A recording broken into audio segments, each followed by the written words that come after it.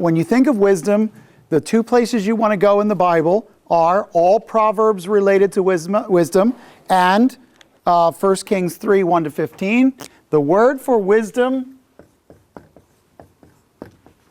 chokhmah. It's still the same word in Hebrew for wisdom, chokhmah. And chokhmah is sometimes it's used as a practical skill or ability, but in the Bible, wisdom is practical knowledge as opposed to theoretical knowledge. Okay? A person is wise in the Bible if they know how to act out properly, not just if they have a really good theoretical knowledge of something. So I want to take a look at a little bit of regards to Solomon's rule and how he gets what he gets. It says, Solomon formed a marriage alliance with the Pharaoh king of Egypt and took Pharaoh's daughter and brought her to the city of David until he had finished building his own house and the house of the Lord and the people and the wall all around Jerusalem. I want you to put a box around 3:1. That is the beginning of his reign and the biggest, first, and most devastating mistake he will make. That's it. That's the beginning. The 900 plus wives, it all starts right there. This guy, the first thing he did was made an alliance with a foreign power of bringing a wife to himself. Should he have done that? No, no, no, no, no, no, no, no, no, no, no. By the end of his life, he will be a lust-filled, absolutely quivering bowl of jelly that drools. He will lose his mind on sensuality. And it all starts right there. That's the one. By the way, we have the tomb of Pharaoh's daughter. We know where she was buried in Jerusalem. The people were still sacrificing on the high places because there was no house built for the name of the Lord until those days. So here's the thing. There are all around the land mountaintop places to worship God. Not one, but many. Where is one besides the one at Gibeon, which we're about to read about? Can you give me another one in a story that you have gone through recently? It's in the life of Samuel. Does that help? God said to Samuel, "Go and anoint the son of Jesse." And he said, "If I go, Saul will kill me." And what did God tell him? At what city? What's the city of David? Not just Jerusalem later, but what's his birth? Bethlehem. Go to Bethlehem where the high place is. There are many high places, and that's one of them. This one's at Gibeon. Interestingly enough, I can show you this one. We know exactly where it is. Where Solomon got his wisdom, we know where it is. And you can stand there and you can walk around the place and see the whole area. Now it says, Solomon loved the Lord, walking in the statutes of his father David, except he sacrificed and burned incense on the high places. Now, notice that. It says he sacrificed and burned incense on the high places as if that were something that was not loving to God. The problem is, the translation here, it lets you sense that there's something wrong with that. At the time, that's the way it was done. But remember that the writer in Kings is going to build a theme here. He's going to start off by showing you a good king is a king that builds the temple and tears down high places. And a bad king is a king that goes to high places and neglects the temple.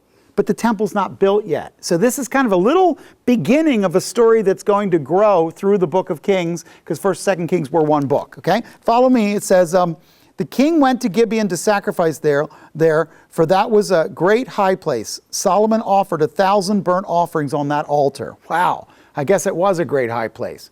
1,000 burnt offerings meant this had to be some big altar. In Gibeon, the Lord appeared to Solomon in a dream at night and said, "Ask what you wish me to give you." 1,000 altar burnings, 1,000 burnt offerings. And God says, okay, I got it. You want something. What do you want? Now, God does not look away because of those offerings that were done on that altar. So clearly, to me, it's not wrong for him to be doing this. It's going to be a story, but right now it's not wrong. Verse 6 says, Then Solomon said, You have shown great loving kindness to your servant David, my father, according as he walked with you before you in truth and righteousness and uprightness of heart toward you. And you have reserved for him this great loving kindness, that you have given him a son to sit on his throne, as it is this day. Now, O Lord my God, you have made your servant king in place of my father David. Yet I am but a little child. I do not know how to come in or go out. Your servant is in the midst of your people, which you have chosen, a great people who are too many to be numbered or counted. Boy, you got to smile at that. He gives a nod to David's census, right? He says, I'm a king and I don't even know how to do anything. And by the way, I've got so many people, I can't even count them. So give your servants an understanding heart to judge your people, to discern between good and evil. For who is able to judge this great people of yours? It was pleasing in the sight of the Lord that Solomon had asked for this thing. I think when you step back, there is a practical sense of wisdom that is offered here. And one of the things that I think happened in his life is he asked God for something that God just loved hearing. Proverbs 2:6 says, The Lord gives wisdom. From his mouth come knowledge and understanding. Proverbs 1:7 says, Fools despise wisdom and instruction. By the way, in the Bible, chokhmah is not knowledge. Fools can have knowledge. Chokhmah is the ability to take knowledge and put it in hands. It's practical. And so think of it as something that brings about a godly lifestyle. One of the things I love about this particular passage is look at how it comes. Does God give wisdom to the arrogant? No. I think part of God's answer to Solomon was the humility with which he approached him. He did not say, I am entitled. He came to him and said, I am a child. I don't know what I need to know to do this.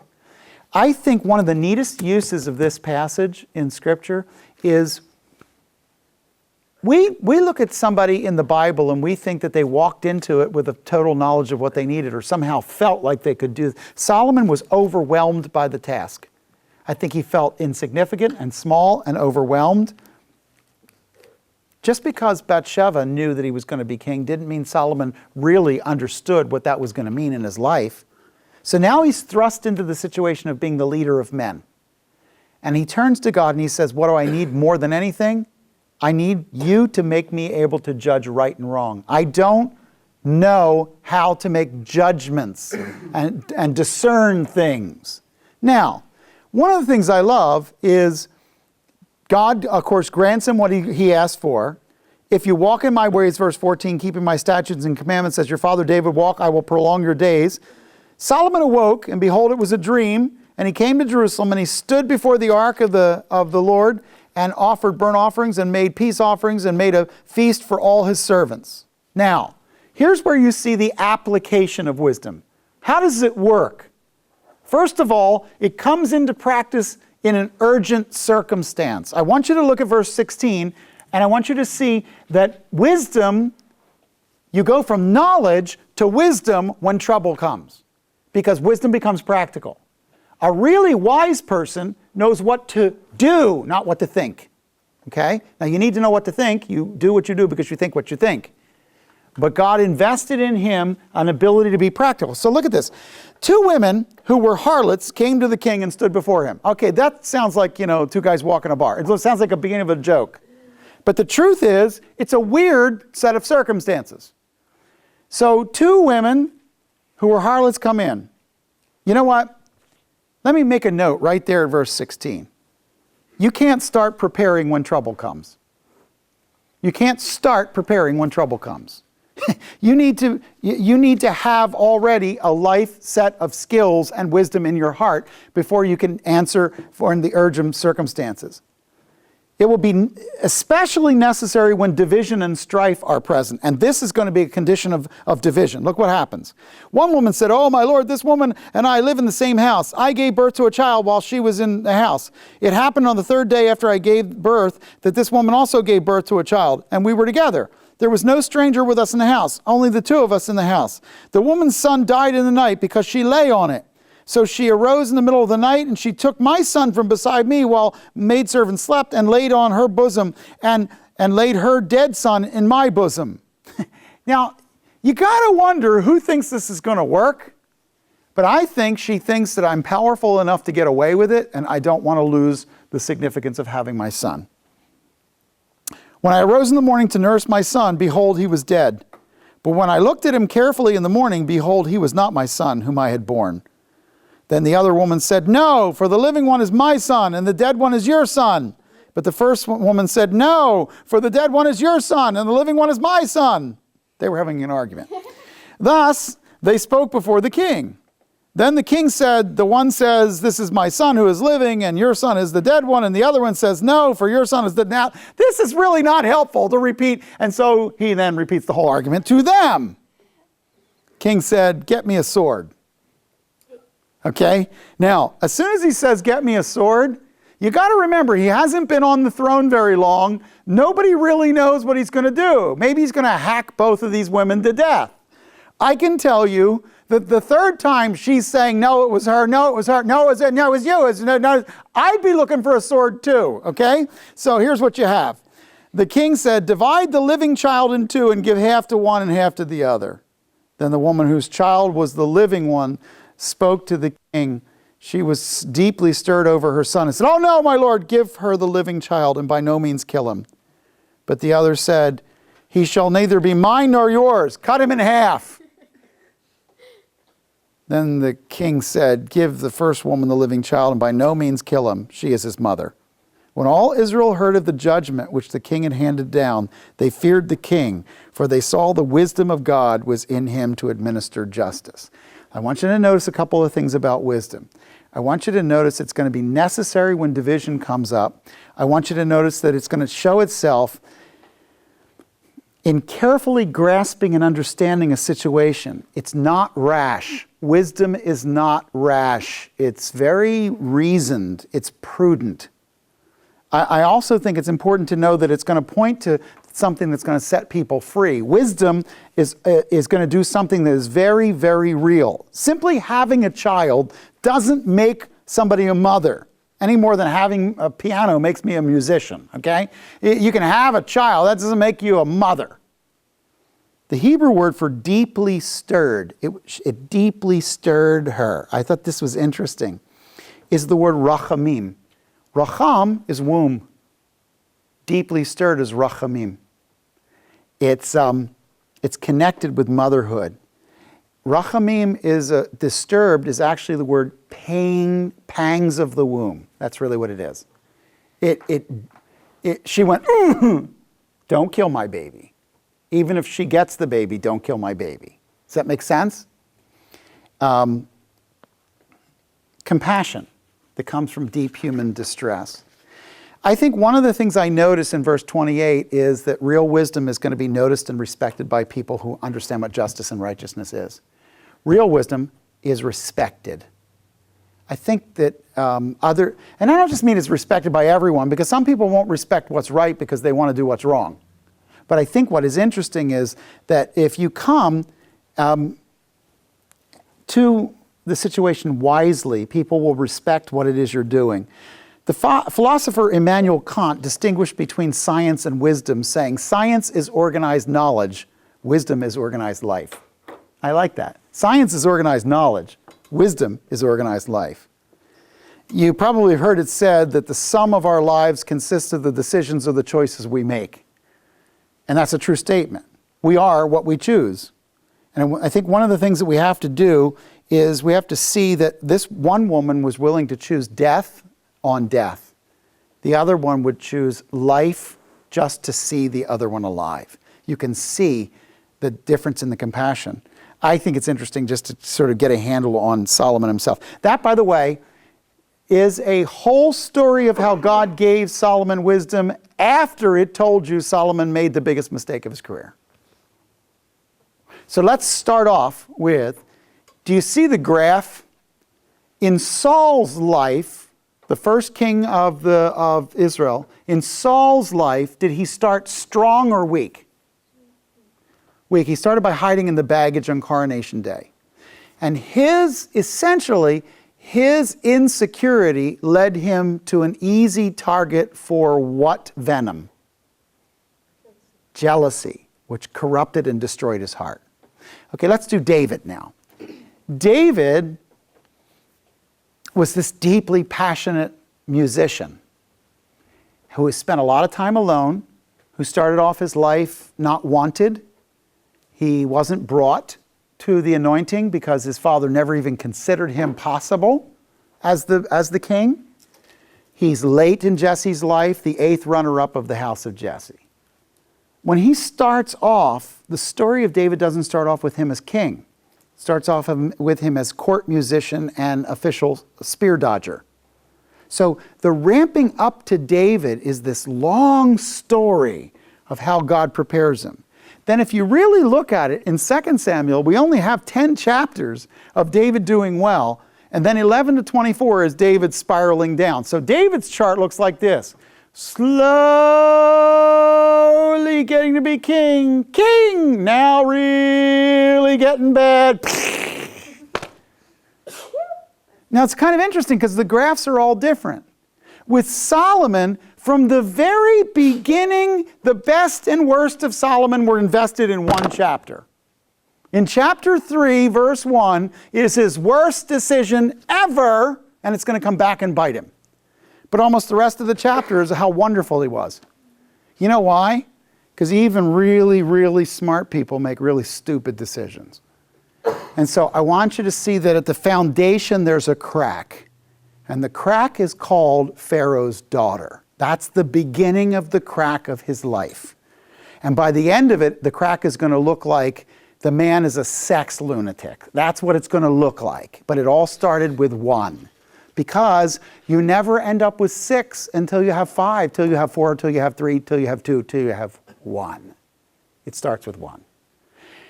And it all started with a departure from God over one simple issue. I don't want you to take foreign wives, and I don't want you to make foreign allegiances. That's not how you build your kingdom. So Solomon starts out right out of the gate. Now stop. Why?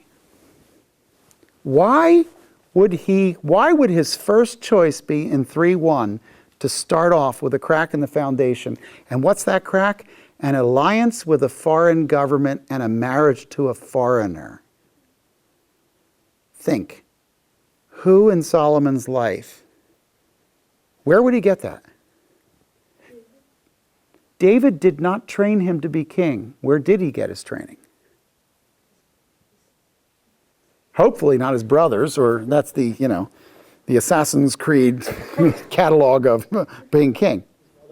His mother. Who was his mother's husband? Uriah the Hittite. What I want you to see is, in Bathsheba's story, she married outside of Israel, which was a foundational crack in her life. Then she has a son with David, and she trains him to be like her, and his first choice out of the gate that will end up breaking the kingdom. I'm trying to get you to see something. When the kingdom split, when we get to Ecclesiastes and this man is a lascivious fool, it started with his mama. It started with a woman who you would never directly connect the sin to. You've got to look at the long term of the story to understand where God is going with it. Bathsheba started by going outside the household of Israel. And although Uriah the Hittite came in under Israel and worked with Israel, she broke the glass on whether or not it would be okay to marry outside of Israel, and Solomon didn't see it. It wasn't something beyond his thinking. David then, in turn, did these royal allegiances with all kinds of people, and Solomon just went to Egypt and made it peaceful. The problem is that's going to be the thing that's going to break his back. Prostitution legal in Israel then, or what? Because it didn't seem like anybody said anything about that in the story. The short answer is prostitution legal in the text? It's morally wrong, but accepted as a premise in the kingdom almost all the time. In antiquity, I mean, they call it the oldest profession for a reason. It was a well-known profession in peoples of the entire Middle East. So what you should picture is that there is technically under law, there are some protections built into the law. However, remember that even the whole basis of the family economy and marriage contracts is so completely different and foreign that harlotry was a part of the economic system. It really was. And we can see that from virtually everything that we know about the ancient world. Was it right? No. Was it done? Yes. Okay, let's continue. Chapter 4, before I misplaced it, chapter 4, we don't have to do a whole lot with, except for to break out a couple of ideas. I want you to have one solid idea about this chapter in your mind. Somewhere make a note that there's a difference between sustainable and flash development. Okay? There's a larger context to what's going on. And in chapter 4, he has to build a sustainable household, a sustainable kingdom. Real fulfillment does not come from pushing all the limits all the time. It comes from sustainable progress toward God's goals in our lives. Look, guys, this happened here at GCBI any number of times. We had young people that would come in and they have a great idea for ministry and they want to go try it in the youth group, or they want to try it in the children's ministry, or in one case they wanted to try it downtown in another youth ministry. And they come in with all this energy and they do it, and then they leave at the end of the year and the whole ministry collapses. Why? Because it was built around their energy. The reason I don't do that much of that now, the reason that you are limited in what you invest in, is because, first of all, I don't want this church to survive off of you. That's not how I want it to work. I want you to work in ministry so that you can learn how to do it, and I want you to know what a real local church is like. And if you don't understand how people act and deal in a local church, you're going to go out of here with a lot of Bible knowledge and then get creamed when you go into a ministry. So I want it to be real for you, but the other side of it is, I also am deeply concerned that we not start things new every year. Here's a new class, they got new ideas, this is the new thing. Because the problem is, this is Sebring. People live here for a long time, it's a small town, and you can't start something new and exciting every year and close it every year, or we're going to just absolutely give people whiplash. So I want you to understand that real fulfillment in your life is going to come when you build something that's sustainable. There's a difference between, look, I want you to go out, get yourself a nice car, but I want you to keep it nice. Because what happens is people are all excited about the next new thing and they drop the old thing. And what happens a lot in ministry, as soon as people get their new thing that they're excited about, all the things they've been doing are withered. You can't do that. So I want to talk about sustaining. Let me start off by saying something. Progress is not simply movement, and movement is not simply progress. A man can be very poor, and then he wins the lottery. And then, without any training in the use of money, he blows all of his winnings, right? And he ends up in debt.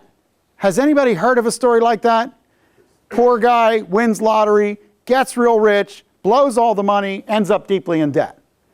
See, the thing is, it's a story that's repeated over and over in the world. The story of the man is not one of progress, it's one of movement. Empty bank account, full bank account, empty bank account. Progress is when you build sustainable things. Okay? So I want to see, when we're looking at this, at the kingdom, let's look at cut up the kingdom in a couple different ways. First 19 verses, 1 through 19, is really the organization of the kingdom. And I don't care if you do any more than just put organization of the kingdom 1 through 19 next to it. Verse 1 says that the king was above everybody in the realm. Verse 2 says the high priest was installed from the family of priests that were under David. Verse 3 says he appointed 2 personal administrators, which tells me in verse 3 he guards his time well. The point is, you've got to guard your time well if you're going to lead. And so he puts administrators around him in the very beginning, and secretary and recorder. By the way, it's also that he appoints a legal historian. Why is that important? Why would it be important to you that verse 3 says that he appoints a legal historian? The word zachar means a rememberer. Why does it matter that he appoints a rememberer? Because they were trying to write down things accurately and not change them. Yes, and you're studying them. If it weren't for verse 3, you wouldn't be reading this.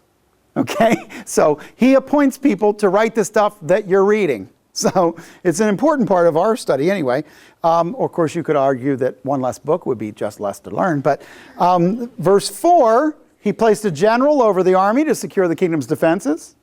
The end of verse 4, he placed priests in adjunct positions with the army. By the way, in Israel today, there's still priests, the rabbis that actually are statutory alongside the army. It comes actually from this. But he actually puts, as part of the army, he puts priests alongside of them. Okay? And he appoints heads of regional deputies like governors in verse 5. He makes a personal priestly counselor to himself in verse 5. That's an important feature. Verse 6, he appoints an administrator over the palace. That means he doesn't have to cut the lawn or keep the place together. The second half of verse 6, he appoints a head over the slave labor pool. And verses 7, 8, 9, all the way through 19, he appoints 12 governors. Now, that's the organization. Why? Sustainable ministry, step 1, is built on organization. Organize, organize, organize. If you're going to be able to sustain anything, you're going to have to organize it so that you know exactly what you're supposed to be doing. And so everybody knows what their job is. You can't get a committee to do anything if you don't organize who's doing what. You ever tried to do a project together when each of you didn't know what the other one was doing? You need to be able to divide up the responsibilities. So he does that. Now in verses 20 and 21, look at the prosperity of the kingdom. We have the organization, then the prosperity of the kingdom. Look at how it prospered.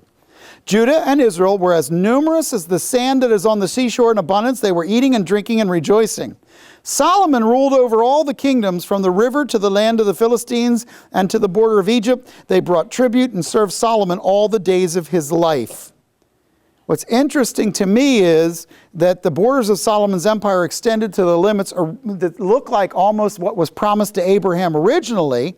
If you look at 2 Samuel 8:3, you almost see that the original promises of the borders of the land are almost his. Okay, now let's take a look at what his government looked like in terms of what they were providing. Let's look at the government-sponsored food program, okay? The provisions of the kingdom, 22 and 23. In 22, it says, Solomon's provision for one day was 30 cores of fine flour and 60 cores of meal. And you're terribly impressed, right? 30 45-gallon jars. And if this helps, they're 350 pounds apiece.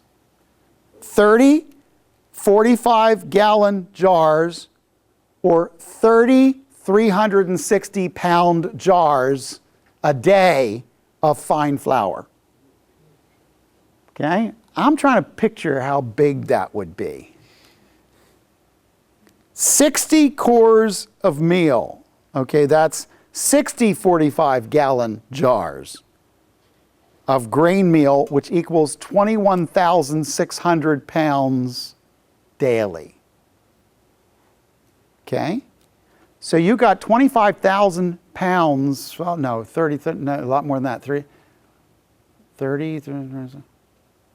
you got 50,000 pounds of stuff being eaten. Okay? Now go on to this. Then it says 10 fat oxen. Remember, this is people who don't have refrigerators. So if they killed 10, they got to eat 10. And so 10 fattened oxen, 20 field oxen, 100 sheep, a variety of other meats. That's enough food to feed an average of 5,000 Israelites every day. So his food program is he's feeding on average 5,000 a day in his standing, regular governmental service. Okay? And the food was dispersed to both his palace needs and his provincial palace needs of every governor. So this is essentially a statement of his annual budget that's put into a daily budget so that when it's annualized, it was huge. Okay? Here's what I want you to see. Solomon broke the back of people with taxes. He killed them. By the end of this, at the end of his life, I want you to go to when the kingdom divides in chapter 11. Because I think what you'll find is that one of the things he doesn't do is calculate how all of this ends. I want to see what's the passage that's going to do this the best.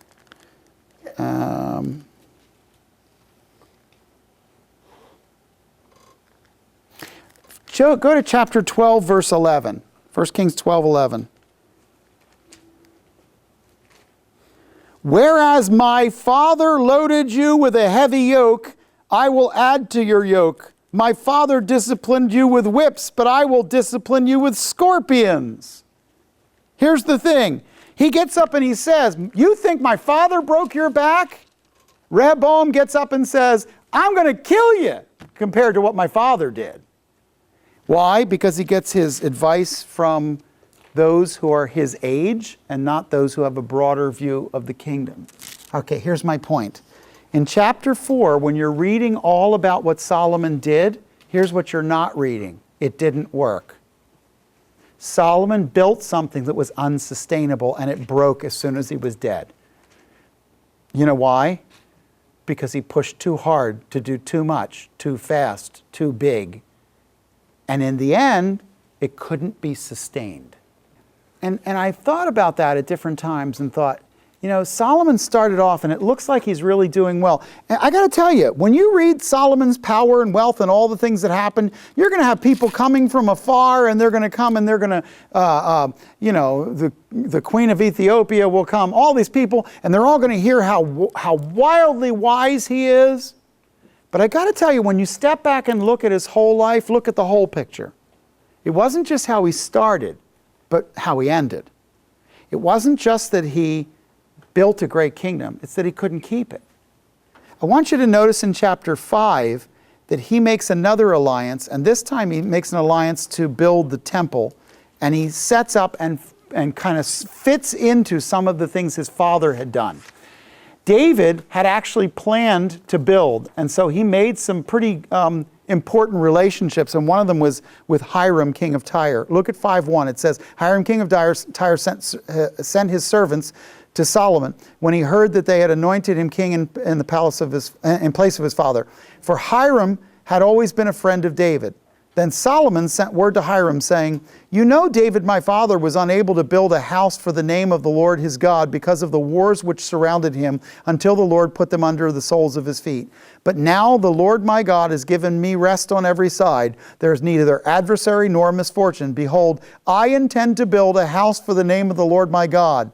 As the Lord spoke to David my father, saying, your son, whom I will set on the throne in your place, he will build the house for my name. Now therefore, command that they cut for me cedars from Lebanon, and my servants will be with your servants, and I will give you wages for your servants according to all that you say, for you know that there is no one among us who knows how to cut timber like the Sidonians. Look at what he does. He comes and leans into a very clear request. He says, you know my father, you know the situation, and I just want you to know, here's what he does. I want chapter 5 to be for you this, how to make a wise deal. This is a wise man makes a wise deal. And I'm doing it really quickly, and I know I am, but I'm trying to make sure that we get nailed down as much as we can. 5:1. How do you make a wise deal? Make friends to make deals. Make friends to make deals. Sounds like Luke 16, right? Make friends to make deals. So first thing he does is he says, you've always been a friend of my dad. I need you to be a friend to me. I want to make a deal. Verses 2 through 5. Second thing you do to make wise deals. State your objectives. Explain what it is you're trying to do. State your objectives. Tell them what the goal is. If you don't tell them what the goal is, they may not be on board with your goal. And I'm saying this is from verses 2 through 5. 5:2 through 5, state your objectives or tell them what the goal is. 5:6 says in the beginning, now therefore command that they cut the cedars. Ask clearly for what you need. Guys, so many people don't get these. Don't ask people for help. Listen to me. Don't ask people for help. Tell them what the help you need is. I need you to do the following. Not, I need you to help me. The reason people say no to help around here is they don't know what you're asking. If you say, I need one lady for 1 hour, one Sunday, to do one thing with a group of children, I will get 10 people who will volunteer. If I say, I need help on Sunday for children, I'll get no one to volunteer. Ask what you need, okay? Now, second half of verse 6, I need you to do something very wise. Think like the other side. Think like the other party. In verse 6, he says, nobody knows how to cut timber like you guys. Think like them. I'm asking you because you're the best there is in this. By the way, they know they're better at it, okay? So you might as well just acknowledge that. So I want to make friends to make deals. Then I want to state my objective. Then I want to state my objective or give my goals. I want to ask for what I need. Then I want to think like them for a minute. And then I want to make sure they understand their value. This is terribly important. In verse 6, he makes clear the value of the other party. If you're asking for help, tell them, look, I'm trying to build this cabinet, and you are the best person I know to make sure that this thing is square. I need you to come and help me for 2 hours on Saturday morning because this is exactly what I need, and I don't think I can get anybody better than you. If they know their value to you in the project, it will up the scale of whether or not they'll be involved in the project. Now, what's interesting is he says in verses 7 and 8, make sure the agreement is clear and firm. Hiram heard the words of Solomon. He rejoiced greatly and said, blessed be the Lord today, for he has given David a wise son over this great people.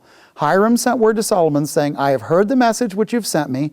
I will do what you desire concerning cedar and cypress timber. Okay, got your message. It's clear. It's firm. I'm doing it. Now, from 9 to 12, it looks like a story about wood. It is, but that's not all it is. It's also a principle. You make sure the conditions of delivery and payment are clear in what you're doing.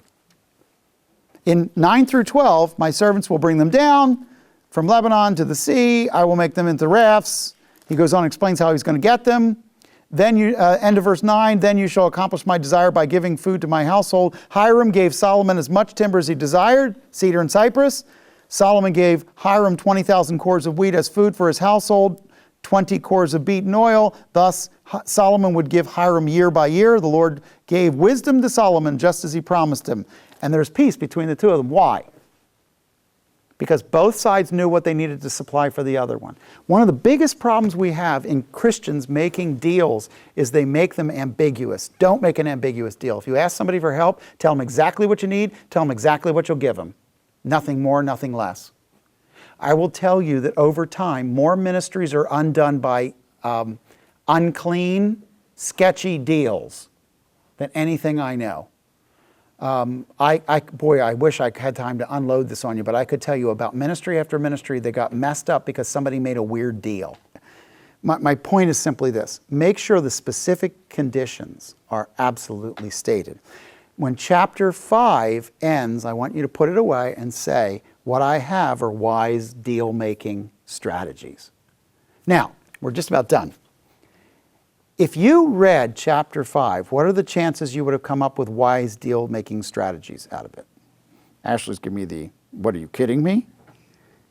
Okay, here's the thing. Guys, I'm fast skipping a stone through these, but here's what I want you to see. Every chapter of God's Word has a reason. It's not just a story of cutting wood and building a temple. It's a story of how God invested wisdom in a man and how that wisdom plays out in practical knowledge of how to make a deal that works. What did we learn? We learned in chapter 4 that you can't just have a big ministry that continues to grow. You have to have a sustainable one or it collapses as soon as you're gone.